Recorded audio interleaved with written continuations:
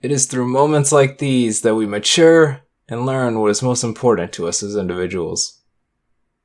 Who are you to say the glass is half full when you're drinking from the bottle?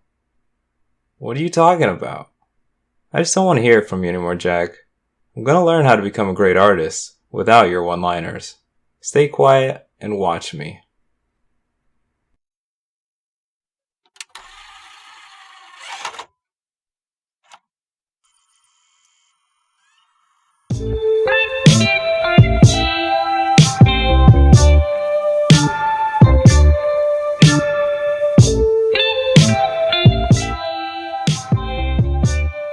Welcome back, one and all, to my show.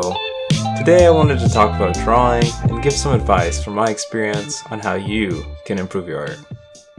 Did you like that intro? I'm going to do some more fun stuff like that going forward. Now, do not look at when my last video was posted.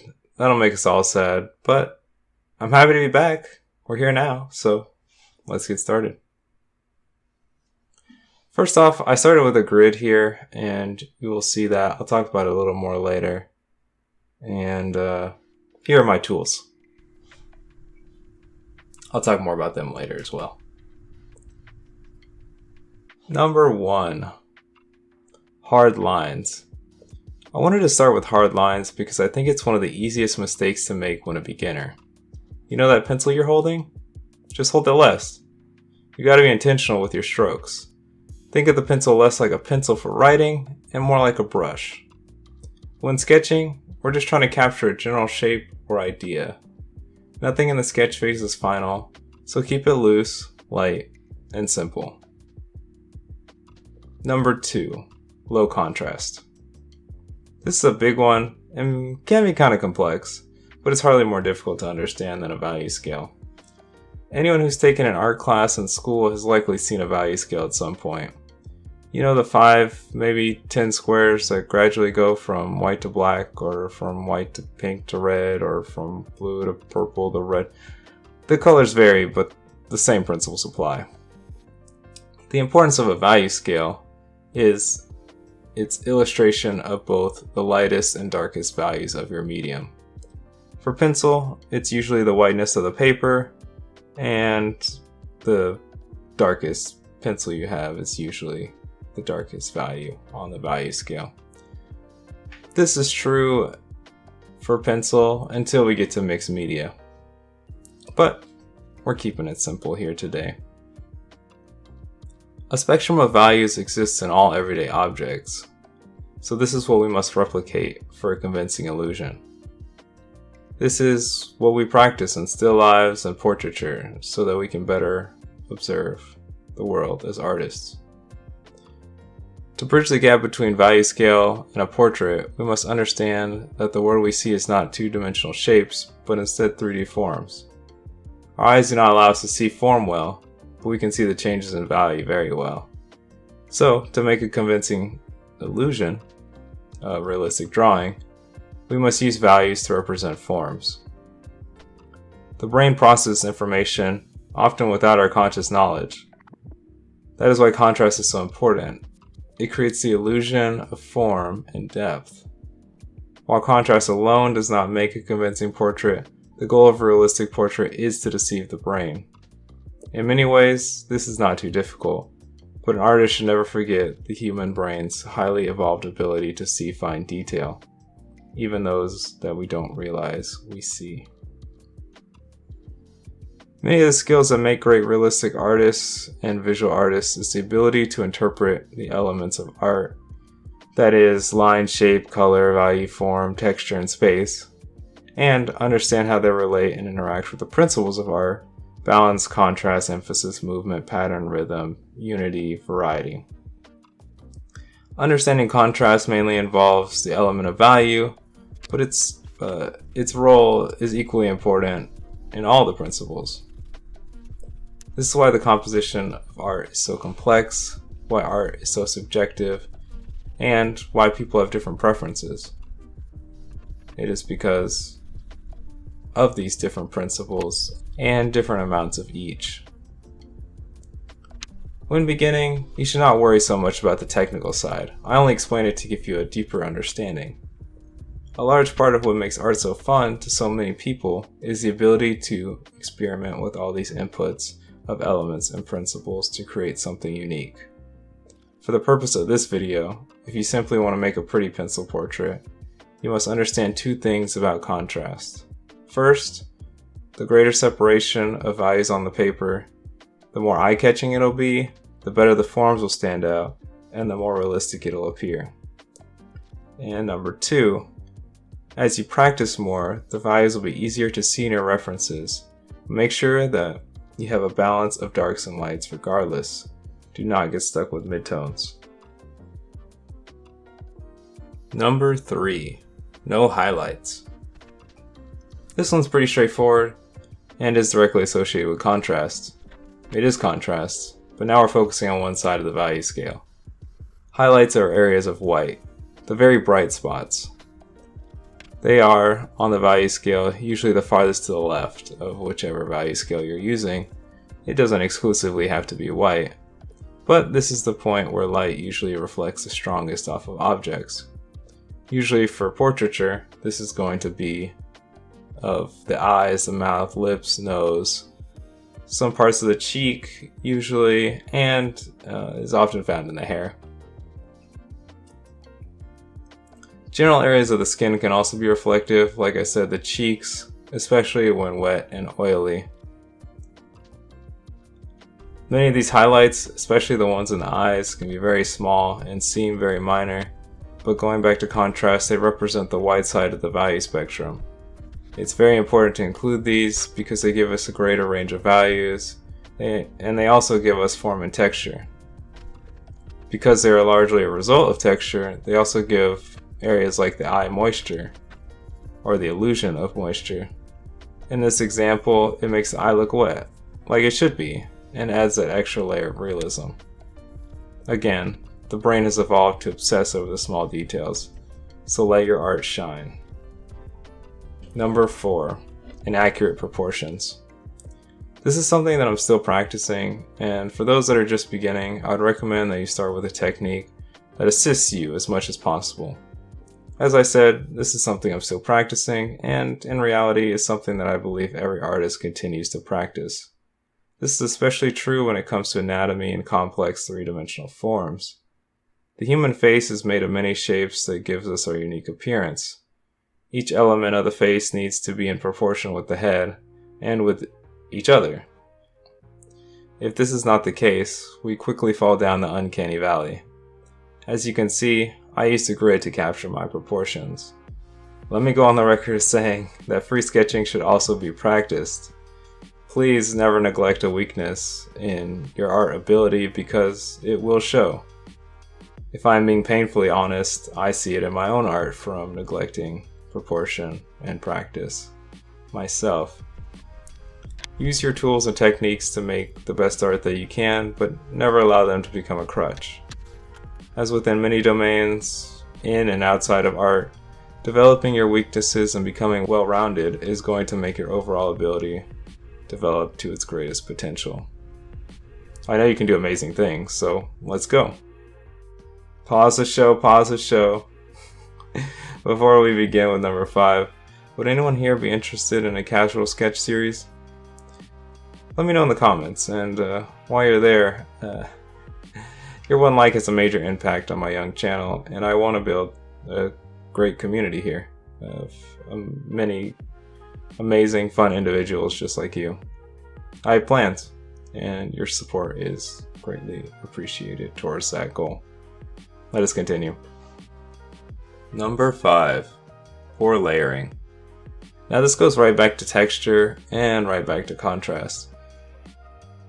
You will see how I apply a layer of graphite at a time, go back to certain areas and apply more, and continue to revise each section in layers. I believe that this process will vary from artist to artist and sure varies from medium to medium, but this is the process that allows us to go from simple shapes to value to form and then to texture. This is rendering. In some instances, it is best to work in one general area of the face at a time, say the lips, and fully render them before beginning the nose. In an attempt to demonstrate my next point, I drew most of the face in a very rough layer before rendering any one region. If I were to draw naturally, I would likely get each smaller area, to about 90% before moving to the next. Then, after mostly completing my drawing overall, I would tie everything together and add the final fine details. What is important here is the realization that one pass of the pencil will not provide a realistic look regardless of skill level. It is the layering, blending, and removal of graphite that will produce the complex forms and texture we are after. Number 6. Inconsistent blending. I demonstrated the power of blending by first drawing my face with only a pencil.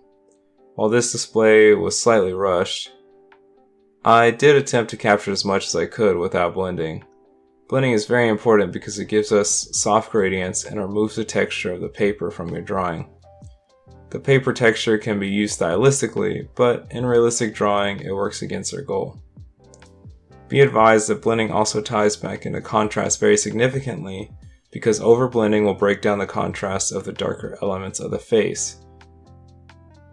That is alright because we can, like mentioned in the previous number 5, we can add layers. But we must be aware of this because we do not want everything to blend together into a smudge of midtones. As I begin to blend the face, it can be observed how the unblended areas sharply conflict with the appearance of the blended areas. Unless this emphasis is being created again in a stylized format, we want to keep everything as cohesive as possible. This is how you can stand out from the crowd. In a good way. Number 7. Singular texture. Texture is very important because we don't want it to just look like we smudged graphite all over a piece of paper. We want our blending to look intentional and represent what we see in life. Good texture requires both good technique and skill. Let me explain that a little further. The technique is how we apply graphite to the paper and manipulate it. The skill is knowing how to use the techniques of blending and layering to achieve desired texture. What you want to make sure you avoid is having the portrait look like a scribble or a figure cast out of plastic. The skin should have a different texture than the lips, and the lips should look different than the vanity. How do you do this, you might ask? Well, first, realize what visually gives a surface its unique texture. Is it the shapes that make them up, variation or irregularity in the surface, how reflective they are? Maybe there's a pattern that makes the texture. I'll give an example. The hair, it's made of flowing strands. These strands usually have heavy dark areas and sharp highlights, because the hair is usually reflective. But it's also soft and flows. Eyes have highlights, and such as in the iris, there is a web of patterns and shapes distinctive to the eye. A shirt is going to have patterns in the fabric weave, and different fabrics will reflect light differently. Look for these things in your reference and try to replicate them. The better your reference and the better your observations, the more realistic the final product will look. Number 8. Improper tools. Now, I don't like to focus too much on the quality of tools because not everyone's going to have the best pencil or the best paper or the perfect eraser. For this reason, I use printer paper for this drawing. I use the blending stump, which can be replaced with a folded paper towel. I use 2 erasers, my more general size blue eraser. I love my blue eraser. And I used a fine point eraser. A finer point eraser is a good investment for anyone working on smaller scale portraits or anyone trying to achieve higher tiers of realism. A kneaded eraser can substitute this eraser, but I personally prefer to have a firm point when erasing. Finally, my pencils. I used a mechanical pencil to do most of the basic outline and proportion sketching. This one is a Pentel P205. I found this pencil a long time ago from watching one of Jazz's videos. It's a good pencil, but any pencil you use, any pencil that you like, will work here. In addition, I use 3 varying darkness graphite pencils. A 2B, 4B, and 8B pencil. If you can only get one, get the darkest pencil available to you. Once again, we're looking for the contrast in lights and darks. If the pencil you're using is not dark, There's no need to fear, but your art will be limited by that. To that same vein, I mentioned mixed media. If you want to go a step further, you can use charcoal to get a deeper dark, or you can even use a white gel pen to achieve even brighter highlights than your paper will allow. Anything beyond the following listed will only make minor improvements. You should have a ruler, smooth white paper, a sketch pencil, a dark graphite pencil, a fine point eraser, and a blending tool.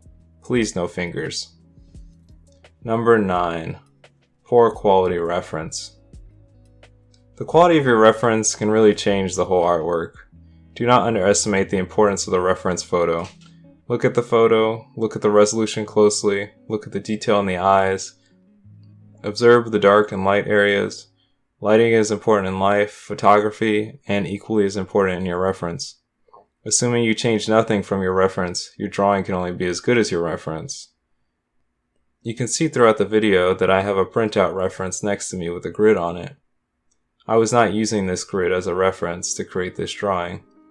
The purpose of that printout was to illustrate the basic idea of the grid method I used.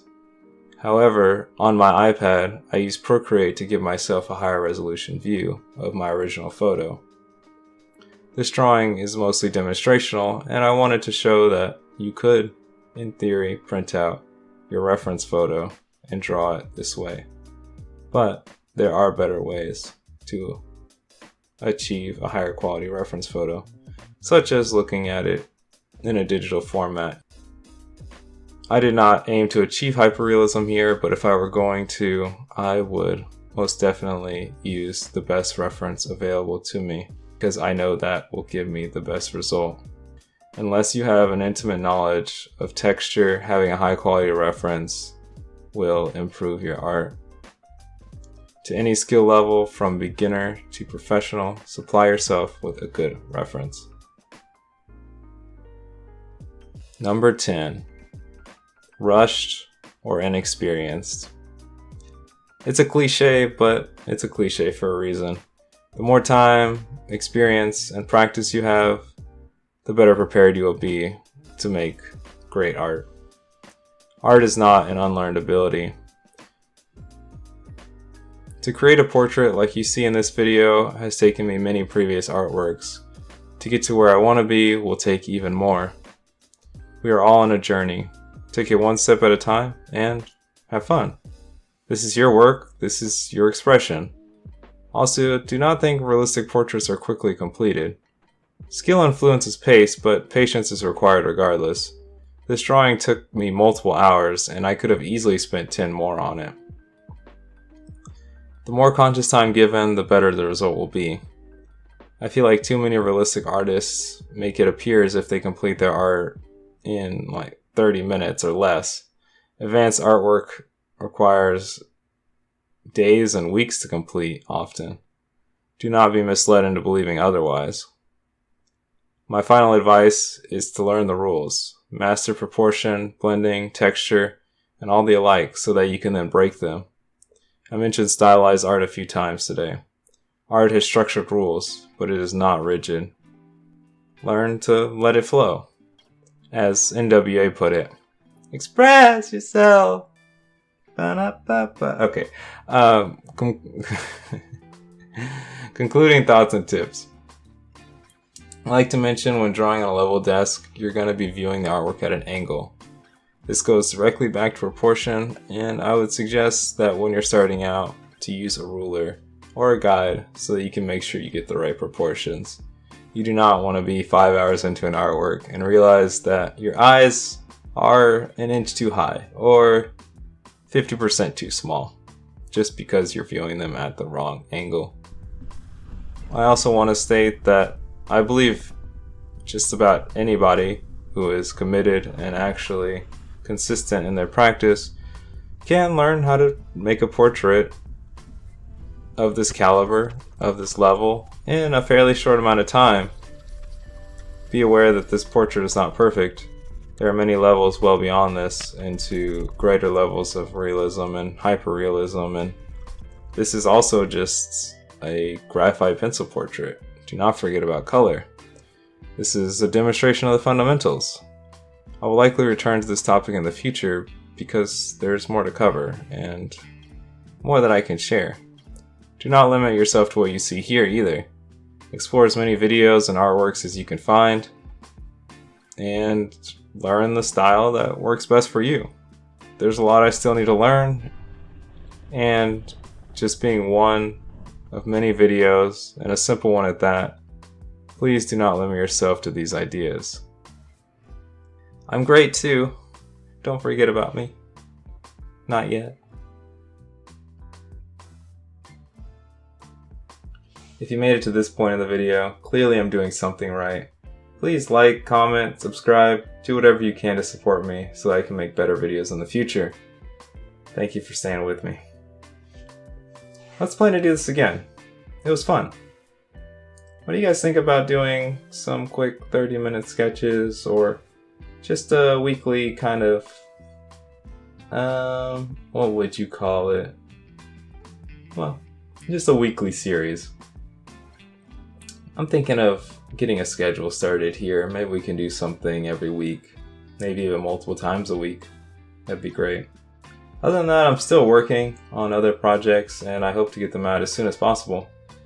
So stay with me and wait for those, because I think you'll enjoy them. Other than that, it's Tristan. It's been Tristan. It always will be Tristan. It's been Tristan from HQ. I'll catch you on the next one. Goodbye.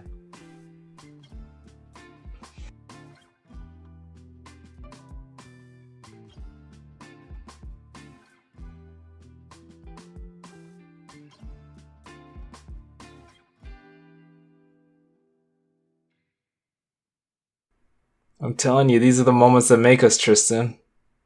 Just stop, Jack. It's over.